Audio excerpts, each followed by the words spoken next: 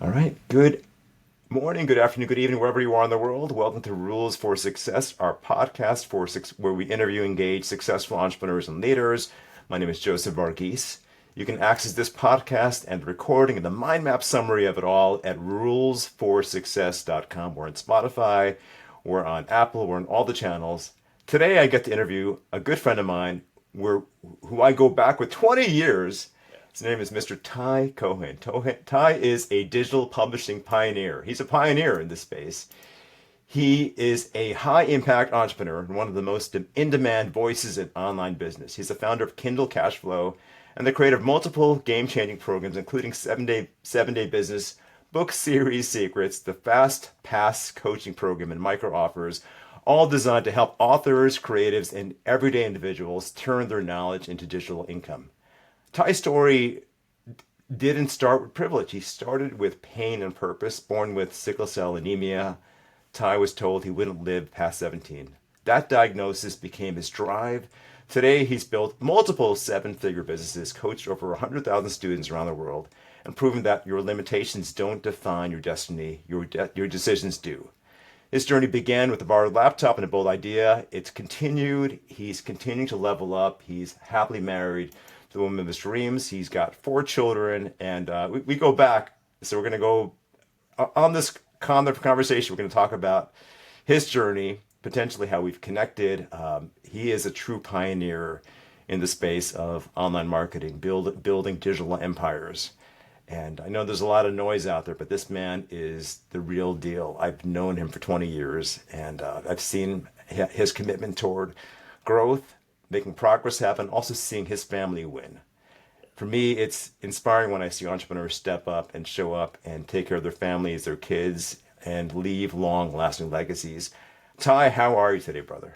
Man, I'm doing great. I'm doing fantastic. Even better now that I'm here with you, right? So I'm excited to hear what we're going to talk about, and hopefully, what we'll do, Joseph, is we'll help some people, we'll inspire some people, we'll motivate some people, and we'll let them know that regardless of where they're at, where they came from, it is possible. It is beyond possible for them. So Incredible. Like anything is possible. Just showing up and having a mentor, having inspiration, knowing someone who has had challenges, make it through, and get to the other side and win, and have people around him win is extraordinary. Ty, let's talk about the story. I mentioned before that you found out at a young age that you were sick, sickle cell anemia. It's a big thing. Talk about your roots. I know you grew up in Connecticut. You're now in North Carolina, but talk about those roots and how you found that diagnosis and how that potentially how that inspired you, how that caused you to level up to who you are now. yeah, sure. So sickle cell anemia is something that you're actually born with. And so at an early age, 6, 7, 8 years old, I'm used to going to the hospital, which sounds kind of weird, right? I'm used to being in the hospital for weeks at a time, days at a time, being in pain.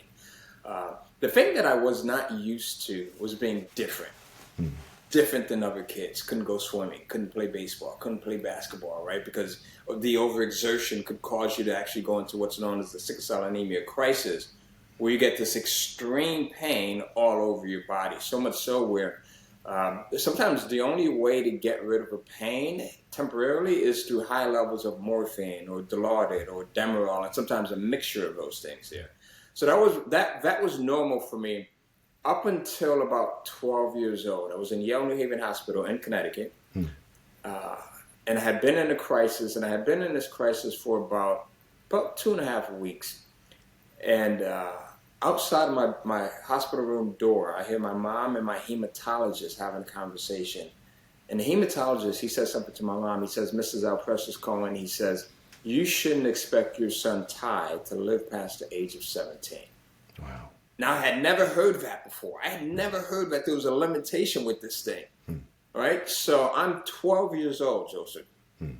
And I don't think they realized that they heard me. And my mom passed about 5 years ago, and it never dawned on me to ask her if she ever, thought had I heard that conversation. But I did what any 12-year-old could do at that time. I pulled the covers over my head, and I started to cry. I started to bawl. I mean, you remember I don't know if you ever had a beating back as a kid, but you know, you just the idea of getting a whooping or a beating, you start sniffling, and so I'm doing that as a 12-year-old because I'm thinking like I got 5 years to live. Yeah. 5 years to live, and then I ended up getting out of a hospital, and my mom and dad had 6 children. It was just me and my sister Gwen that were born with sickle cell anemia, right? The full disease. I get out of the hospital, and my sister Gwen, who was older than me, she was in her 20s. She had been in Gaylord Hospital. Wow. And at this time, sickle cell had really ravaged her body. I mean, her kidneys, she was on dialysis, and just everything. She was in a wheelchair. She could barely, move on her own. And I get out of the hospital. She's still in the hospital. And a couple of months later, she ended up dying. So she's about 27 years old, and she ended up dying from sickle cell. So now this idea that I'm not going to live past 17 became even more real for me now. Right? Even more real for me. And I'm like, what the heck? Now, we grew up in Bridgeport, Connecticut. We grew up in the housing projects called Father Panic Village. So if you think Connecticut, you're thinking cows and pastures, and Father Panic Village was anything but that. It was crack, cocaine, heroin, murder, and everything else. So I'm like questioning God, like what did I do to be born with sickle cell anemia and to be put in this environment? So I'm thinking that at 12 years old, I got 5 more years to live. I just started to really go in and just live a very destructive life, to be honest with you. Okay. A very destructive life in the streets, and not thinking that there's much purpose, not much hope for me. And that was my beginning right there. That was the beginning. And oftentimes we have these moments where we think that where we're at now is all there is. But if we pay attention to the signs are usually all around us. But we have to start listening and seeing with a different set of ears and eyes. And for me, one of the paradigm shifts was my dad and my mom were separated, but my dad would always come and pick us up and take us to church. We lived in church. Sundays we would go to church, and then we'd go to Bible study and everything else. So one day, my dad is driving me and my brother Mike, my younger brother Mike, back from church, and we lived about 10 minutes away from church. And in his back pocket, he had this old Volkswagen Beetle, and he had this book in his back pocket, and it was a Les Brown book. Wow. Okay. Dude, it was a Les Brown book. Now I'm 17 at this time. Yes. And I'm like, I'm going through it. My first experience, my first time I'm ever put onto like personal development, self-improvement. And I'm flipping through it on this 10-minute ride. And I hear Les Brown. I see him. He's saying, if you can look up, you can get up. Yeah. I'm hearing him, and I'm reading words like, never let someone else's opinion of you become your reality. Right. I needed to hear that at 17. Yes. Because in the back of my mind, I'm still thinking, look, this is the year. I'm gone. Yes. This is the year. Yeah. Never let someone else's opinion of you become your reality was the paradigm shift that I needed to have.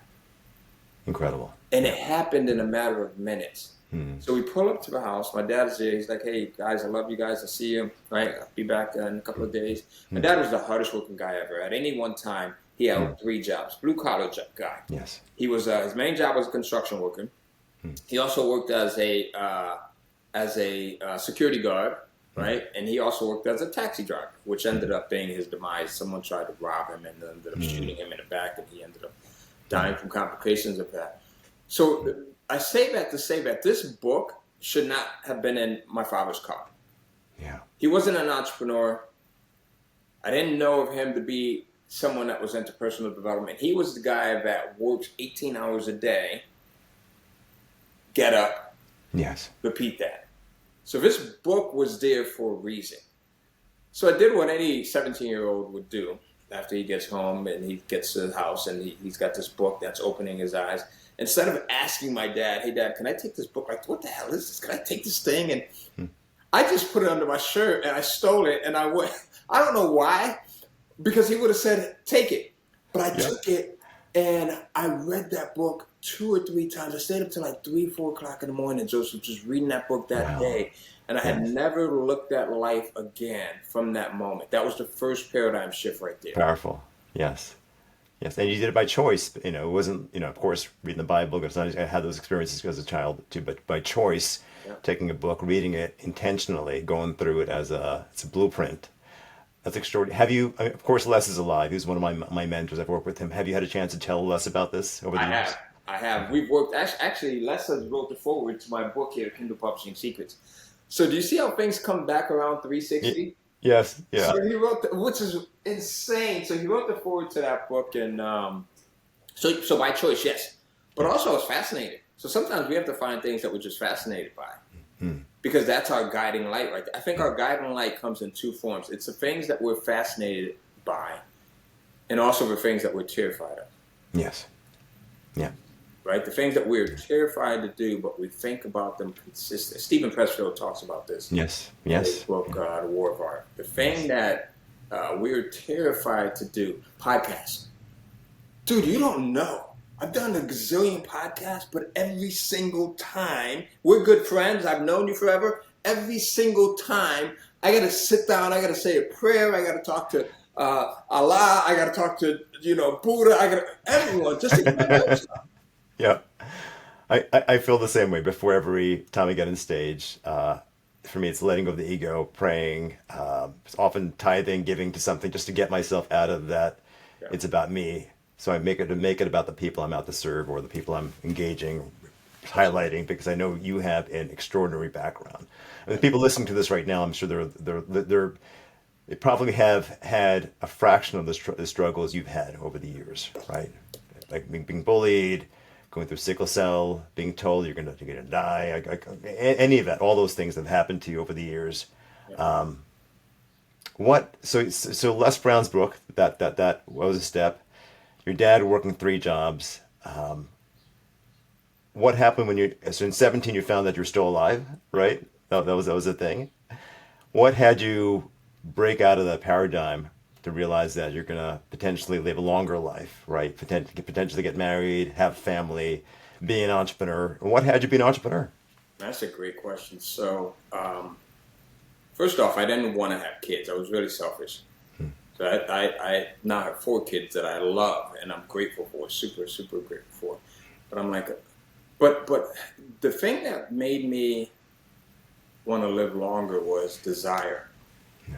So I think first you have to have a desire. Napoleon Hill talks about it, right? Having this burning desire. Like, it wasn't okay for me to live longer. Like, I had to live longer. I'm 53 now. I had to live longer.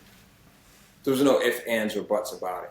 So that was the first thing. So I had to. And the reason why I had to was because I needed to move my mother, who had been there for me so much. She had spent day after day with me in the hospital, Lord knows, hundreds of times. Yes. She had taken care of the other kids. I still to this day, I don't know how she was able to do it, right? So I needed to be able to pay her back. Sometimes you just have to have something that seems so small that just drives you. So even in the nights when, I was in a hospital and I'm in pain, I would have my laptop and I'm working through the pain. Even during the days where I just felt hopeless and I didn't feel like, look, who's going to believe you, dude? Like, no one's ever going to buy anything from you. You're not college educated. You don't have the right connections right now. You damn sure don't have the money. Who's going to believe you? So even through those, I had to be delusional and push myself through it because of the goals, which were number one, to live, and then number two, to get my mom out of this environment, which was not the best environment for her to be in. Yeah.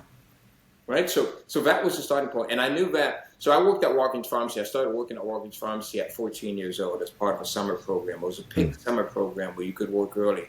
And that was one of the only full-time jobs that I had ever had. So I worked there from 14 to 23, almost 10 years. Wow. And I had worked there, and I had worked myself up from a stock boy to a cashier to an assistant manager to a manager. But I knew I wasn't going to be able to move my mom out of that environment working for Walgreens. So entrepreneurship was the way. Got it. It was the way. How did you shift to entrepreneurship? Was it online with a laptop initially, or were you working? Did you figure something else out as a way of making? Because a lot of entrepreneurs, they start early. They have references like Richard Branson, they have early references. For me, I started a lot of us pretty late in the game. Yeah. Although I had some experiences like selling cigarettes when I was in college and stupid things like that I referred to. What were some of your early entrepreneur experiences? And of course, you got into the online space early on. I mean, 20 years ago was really early. We met at like the Yannick Silver's Underground Yep. 20 years ago, and then on to cruises and more. That's And Tony early. Robbins. Tony Robbins, yeah, that's just early, very early, before a lot of these blueprints and systems were out that kind of broke things down step by step. Yeah. What was your journey as an entrepreneur getting involved, and then also as an internet entrepreneur, where you basically built an empire, and you're still building an empire? Yeah, great question, man. And it goes back to sometimes we'll be showing the signs, right? And we just have to be open to them. Sometimes we don't. So my mom was very smart, right? So she grew up in South Carolina, wasn't educated, didn't go to college, right? Graduated high school, but didn't go to college. But she was she just had a lot of common sense.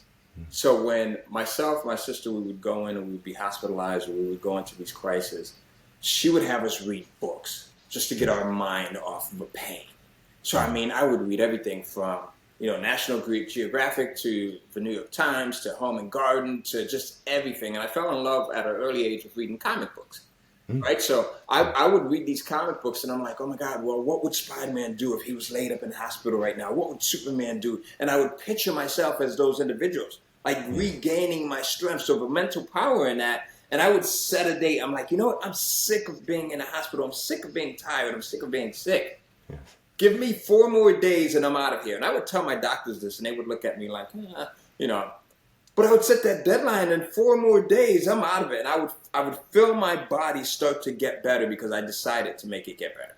Incredible. Right? I decided to make it get better. So I developed this love for collecting anything that had to do with superheroes. So comic books, action figures, the old Mego dolls, G.I. Joes, all of that stuff. And I ended up starting to collect so much of this stuff. I would take all of the checks that I got from Walgreens and buy comic books or buy action figures.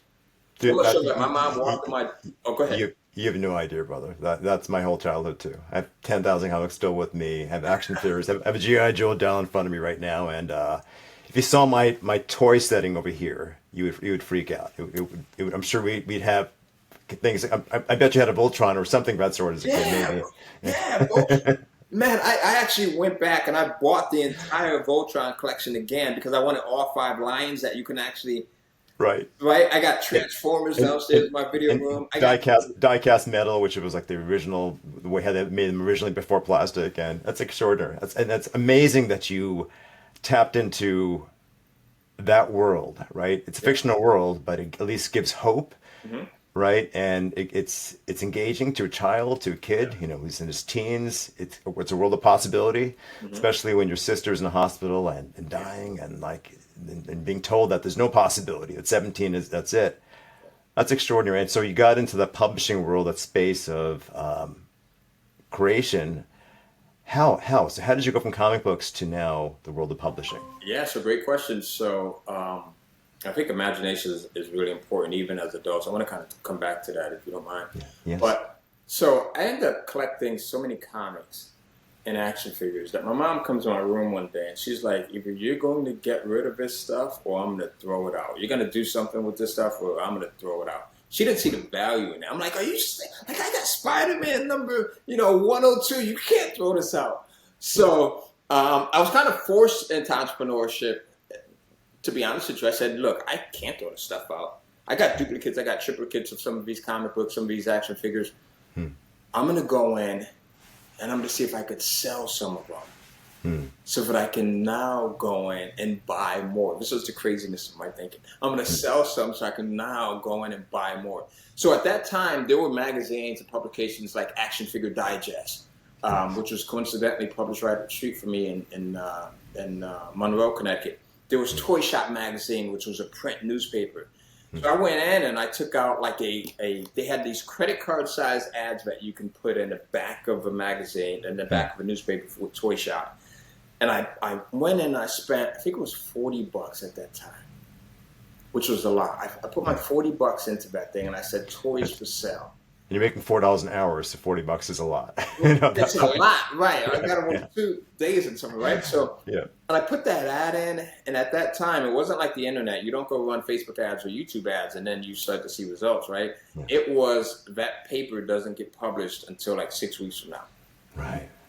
right? Yeah. So think about Yeah. that, Yes. $40, and now I'm like, okay, 6 weeks later, hopefully this works, bro. When that first edition hit the newsstands, I started to get freaking phone calls. Okay. I started to get phone calls, and Yeah. collectors are just like, especially like toy collectors and action figure collectors and comic collectors.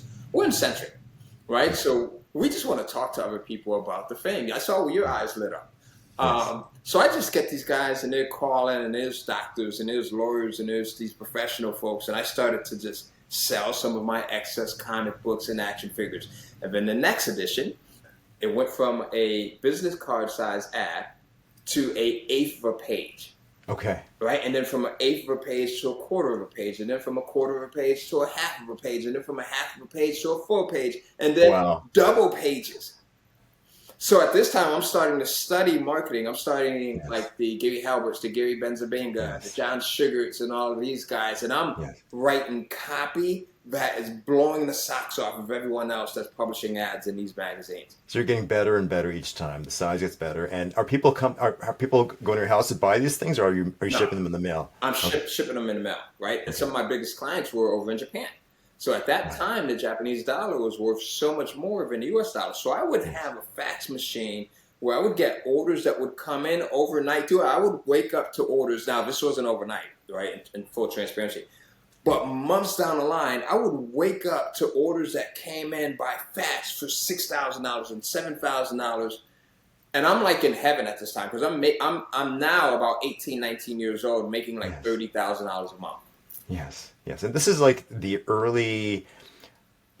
Am I right? This is like the late '80s. This is happening. This Like is 89, 90. No, this is the early 90s. Okay. Very early 90s, probably late 80s, early 90s, yeah. Yes. So it wasn't even so where I was on the internet yet, Yes. because it was all, through magazines and publications. How did you learn to copy and content? Because there was no blueprint for these things. You have to find like in a sugar tin, like the sunglasses, blue blockers, like they're all about sites to like look deep. You have to figure out how to, maybe you were with the library to like That's find it. books. Bro, Yeah. I would go down, I would take the bus down to the library in Bridgeport, Connecticut, downtown, or after work, depending on, because the library was literally a couple of blocks away from me, or I would Yes. take the bus. And I would just go in there and I would just read and read and read, because again, I'm just an avid reader, right? I mean, reading everything. So I would just go in and read these books on marketing. And I remember Gary Halbert said something that forever changed my life. This is another paradigm shift. So sometimes the signs are everywhere. He says, if you learn how to write copy, you'll never be broke a day in your life. I said, what? You mean if I learn how to just use my words, I'll never be broke a day in my life? And now he was using his words to convince the audience, right? And he did a good job. So I started to study copying and copywriting. And it just became this really fun mixture of being able to talk to people that were passionate about collecting and also being able to sell and then being able to buy, because I couldn't talk to anyone else. Remember, I lived in the hood. Yes. So you can't live in the hood and talk about toys, Right. right? You can't say, hey, I've got the latest Batman. What do you got? That's not going to... Right. You might get mugged in the process of it, having all of I that. could beat up or both. Yeah. Right? So that was my beginning of entrepreneurship, man. And it was just a fun journey. From then, I did what, again, most young people who have money at that time, so because I started to make a lot of money, and I had some friends that were very talented and with rapping and singing and music. And I said, you know what? Man, I'm great at business. First business. I'm great at business. I'm an expert. I'm the next Donald Trump. Let's start a record label. Master P is doing it. Suge Knight's doing it. Right. Right. We'll be the next ones. That flopped. It flopped. Right? Yeah. But what came out of that was what I'm doing now. Because, and this is for you guys are watching right now, there's things that people ask you about. How do you do this? And it's so natural to you that their answers might seem silly. Like their questions might seem silly. So people would ask me like, hey, Ty, how do you get your artists on the radio? How do you go in and produce a record? How do you get studio time? How do you manage artists?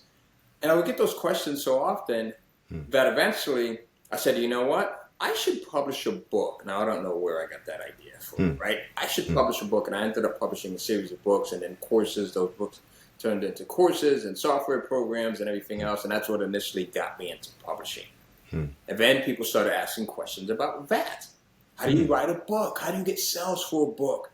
And at this time, I had been selling a lot of physical books, like a ton of physical books. Amazon had a platform called Amazon Advantage. And I was literally shipping books out to Amazon because the way that their program worked at that time was you could ship your physical books out to them, and they would store them, and they would handle the sales, the customer support, the returns, and everything else. So then when Kindle came around, the KDP platform, I was one of the first to get invited because I had been doing so well with physical books. Yes. So it's always looking at it. Sometimes it doesn't have to be this huge esoteric thing. I think it could be just the simplicities of, man, people keep asking me the same question of how do you decorate your house? Or how do you dress so well? Like, dude, every time I see you, you're dressed well. Like, how do you get your hair to look good, right? How do you So that right there, there's other people that want to know those questions. They just don't have the nerve to come in and ask you sometimes. So if you get 2 or 3 people that ask you, there's thousands that want to know. Exactly. Yeah. So hence the publishing, the Kindle world, Kindle Cash Flow, that whole brand, which you ran an empire on, and you're still running an empire on, into what's next. It's fantastic. Wow. And I mean, I met you. I mean, you had students all around you. You had a following. You still do. Your launches.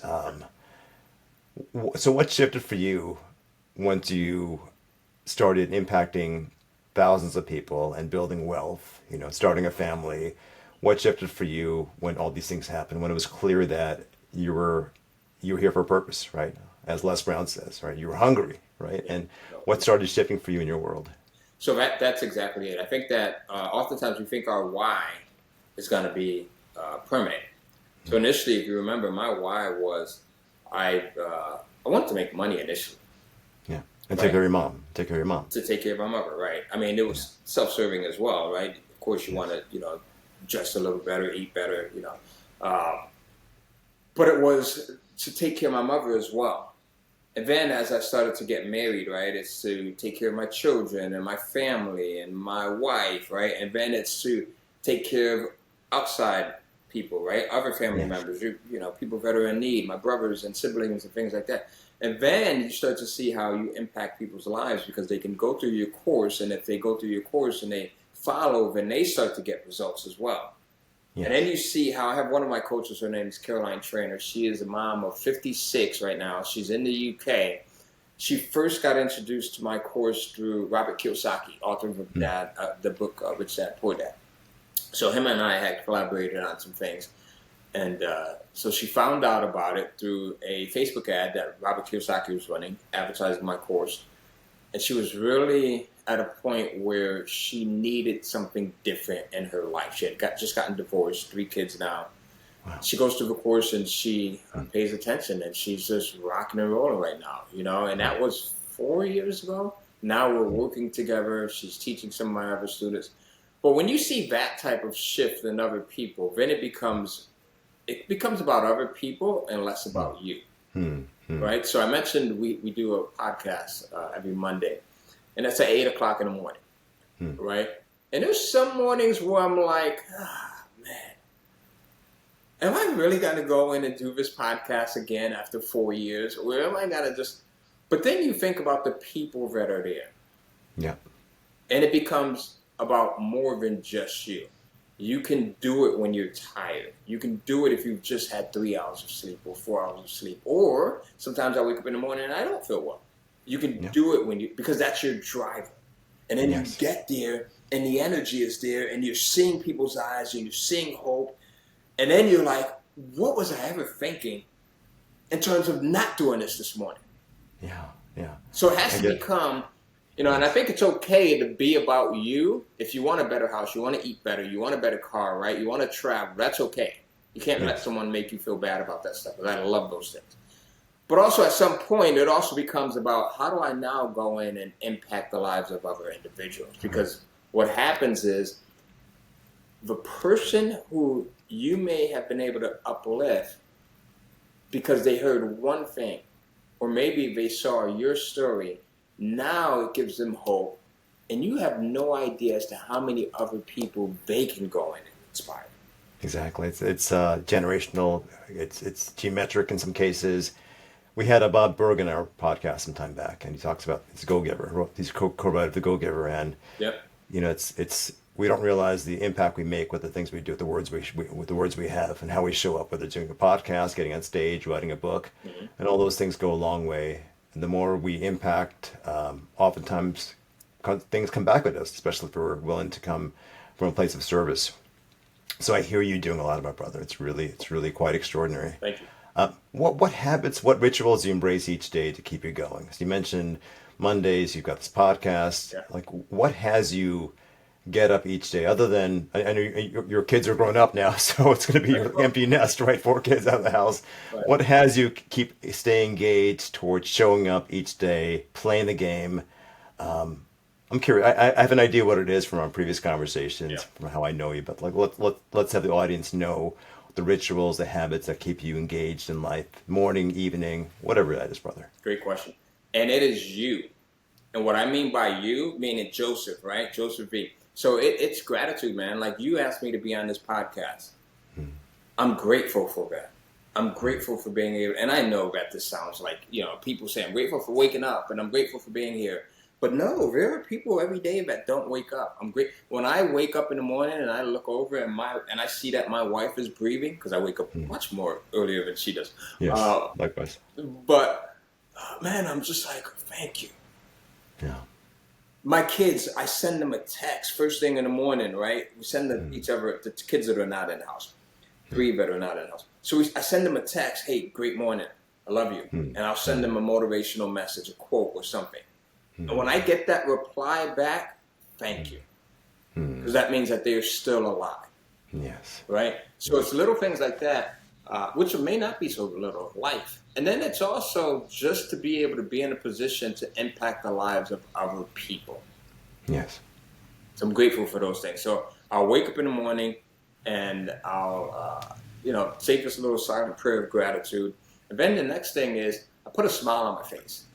So I'm smiling while I'm still in bed, because I think if you change your physiology first, then it forces everything else to happen. So you might not be in a mindset to go in and be happy or even be at a point where you want to be grateful for something.